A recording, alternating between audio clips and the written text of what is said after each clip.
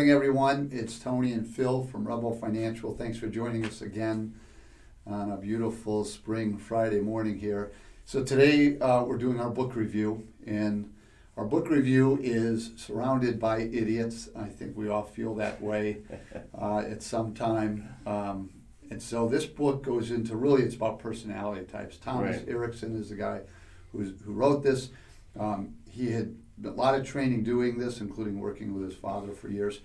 So it's interesting. I mean, there's a lot, I think, of tests. We've been doing this for decades, I think, and trying to categorize, but this really simplifies it compared to other ones. I agree. You look at a lot of the ones that even we've tried over time, and you know, they're really long and they get so detailed, and while they're insightful, you know, like what was the one that you were mentioning? It was like 16 different characteristics. Briggs, Myers. It's just like, that's so difficult to really, like, I think take in, especially about other people. I think people are really interested in their own, but again, that's how human beings are, right? Like, oh, what am I? Oh, you, all right. Yeah. Right. And I think, like, you look at the collar charts, and there's 4 collars, right? And we think in pictures and colors and stuff like that. So I think it's very smart to make it in a way that humans can digest and remember and probably practically use. Yeah. Well, what is it? Strength Finders 2.0 was something where you hone in. And to your point, those are very useful, really, to get insight. But if you're dealing with 16 personalities, you know, like I said earlier, it's like, oh, that guy's a 13 and a little bit of a 7. You know, we're not going to remember those things, you know. So in that sense, it does really narrow it down into 4, puts them in colors, which simplifies it even more. I'd imagine I'm not going to forget these colors. No, I'm not either. I mean, I said that me and Tony were talking about before, did you really like the book? And I said, yeah, I liked it, because I actually think I'll remember this and I'll use it, and it'll help me interact better with people. Because, you know, I think I'm more of a red, and just like at the end of the book, he does these interviews with people, and he talks to the red person, and he said, oh, I didn't realize people took me as this way, and I'm going to, you know, be more insightful, whatever.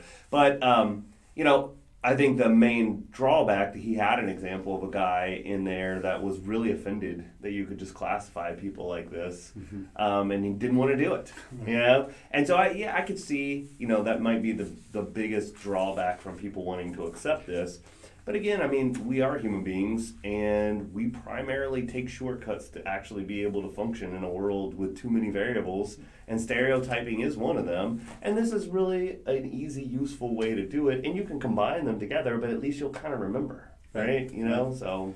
Well, it is important. I mean, you may, in this book, not necessarily learn so much about yourself, because it's not one of those 100-question quizzes or anything like that, but you'll get cues as to when you recognize what type of person somebody else is, and get a better understanding of who they are and how they think, and make it easier for you to deal and accept some things that aren't harmful necessarily, but just the way people are. We're just different.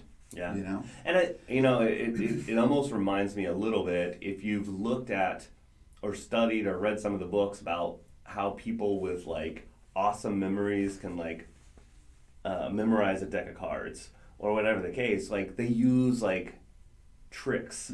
You know, basically they might have their whole house of different rooms with different furniture in it, and then they classify things with the picture in there, and then when they do that in their mind, they can, once you practice that, you can remember tons and tons of stuff. So some people think they're like Rain Man or whatso, but no, they've really just honed their mind to practice these things, and just about every human being could do that. And so I think about this like that. It's like you could think about a person, and you could almost like see the collars on them, and you would probably remember that almost for the rest of your life, and it would probably make it easier for you to interact with them and know how to be productive and have a better relationship. Yeah. Well, I mean, I got an interesting story. So I like chess, right? And chess, the wizards seem to really be able to recognize patterns and do this. But the reality is they've practiced and done it so much that somebody gave them a test, and they put the pieces in nonsensical, areas. And they were not able to like recall, because you can ask a chess master like, where were your pieces in that one match, and they could recall. But that's because there's a lot of pattern in chess. But if you just made up a pattern that really wouldn't happen, they couldn't remember it. You know, so Well, anyway, to your point, you just reminded me of that. So, it's, a lot of it is just learning and recognizing patterns and things like that, so. Right. So, like, just to give you, I think you should read the book. I actually really liked it. It's not a horribly long read. No. And I think it is a lot more actionable than a lot of other books. If you want to be a better person, I would say this is an awesome self-help, type thing. So, I'll give you a couple of things. He put this nice PDF that comes with it that summarizes some of the things that he talks about throughout the book. But red people are driven and resolute and ambitious and decisive and competitive and independent, prompt, determined, time conscious. And so they're really, a lot of the people that, nothing's going to get in their way. They're going to accomplish this. They don't necessarily need a bunch of details if it's not going to help them succeed, et cetera. They're also not likable at times, and, Sure. and they don't care about not being No, liked. yeah, right? they're curt. They want to get it done. They want to win, right? Yeah. Yellow people are enthusiastic, charming, outgoing, inspiring, optimistic, flexible, creative, spontaneous, communicative. Of course, these are all like kind of the positive, things too. Sometimes they're dreamy and not focused on things. They'll start a bunch of things but not finish them. Not organized, Yeah. but can figure out where the things are that they need, but... Yeah, and one of the things about them too, and looking in a positive light, is because they really like to try different things, it either makes them creative or that's why they're creative, so they're doing that. I found it funny, there was a quiz at the end and one of the questions was, who's the most likely to get excited about a new outfit or something along those lines. So I thought, okay. Oh, you took the quiz at the end of this? I listened to it. Yeah, I didn't see the answers, but I was like, okay, that's yellow, right? Because they're popular. Yeah. So it reinforced for me that I really did understand from his teachings what the colors were. Mm-hmm. But continue on. So I took that test. I almost got a 90. Green is friendly, calm, reliable, considerate, pleasant, patient, predictable, stable, a team player, discreet, thoughtful, a good listener. This, according to him, having done this a lot, is the biggest category of people in either that category or that's their largest portion. Because I think he says most people are a combination of two. Some people are three. Nobody's four. So, and then the last category is blue. And so they're accurate and cautious and correct and detail-oriented, logical, methodical, orderly, quality-oriented, reflective, systematic, thorough, and unassuming. Your stereotypical, really detailed engineer. Type engineer, person. Someone that's got to get it right, likes the details, like accounting. Sometimes even hard to talk to because they don't care about how you feel. What data supports that? Right? And I think it's funny because then he also has this thing of how the chart goes is red and yellow are extroverts, in very different ways, because on the bottom side are people that are relationship oriented and on the top side are people that are technical or issue oriented. So yeah, these are both extroverts, but one is more worried about getting things done. The other one's more about having relationships and doing things, et cetera. And then on this side, introverts, so they're not as outgoing and so he describes greens as the best listener, and they listen a lot, not necessarily always because they want to hear what you have to say, but they're just going to listen. They're compliant.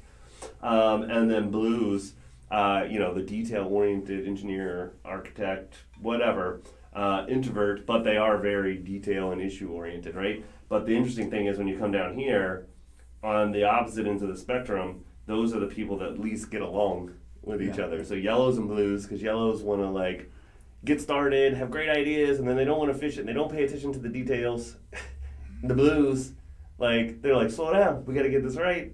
And the reds want to get stuff done. The greens will just listen and not talk back to them and take their time, don't want to change. Yeah. They want to make change. So I think it's quite funny. Yeah, and that is from what? The website, what website was that from?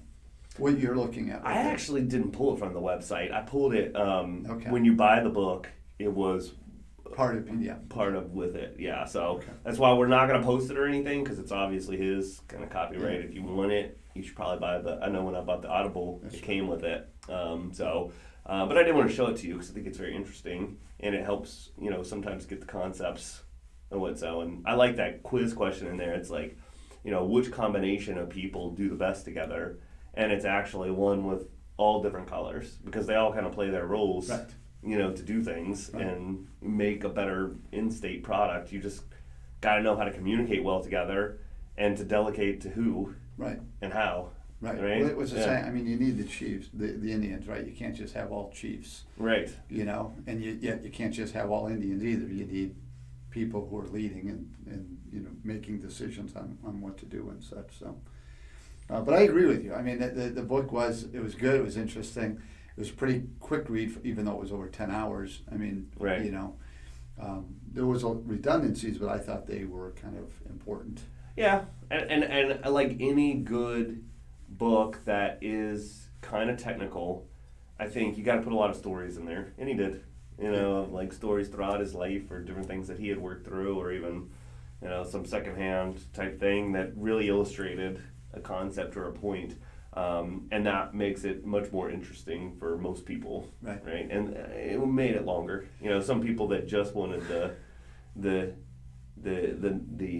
guts of it may not have wanted all the stories, but to me it wouldn't be near as entertaining and probably wouldn't sink in as well. Right.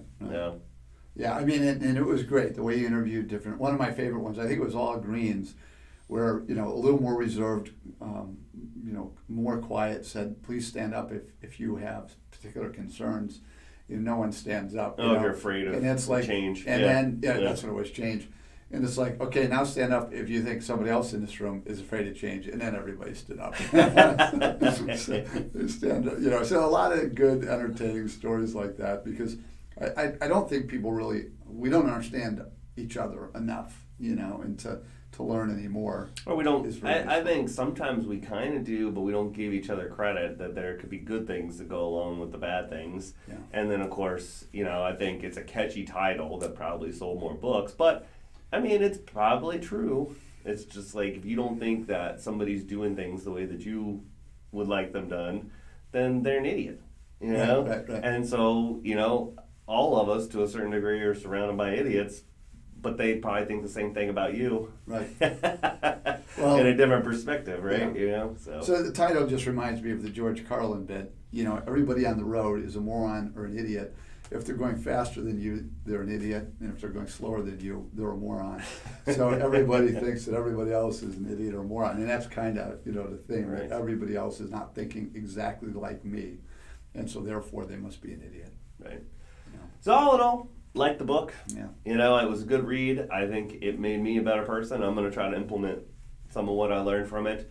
Definitely would give it a thumbs up. You should read it if you weren't already following along with us on the book reviews. Drive on. Happy spring. I think we're almost wrapping up on this. I think Alex was trying to tell us we need to keep these shorter. Yeah. 6 inches in Denver today this morning too, Really? and snow. So I don't know. Oh, Not yeah. everybody's seeing. I know. We've regressed a little bit, but we're getting there. We're so. fine over here. Sorry, Denver. All right, everybody. Have a super finish of the week. And as long as you're not under snow, happy spring. Yeah. And we'll see you next week. All right. Have a great weekend.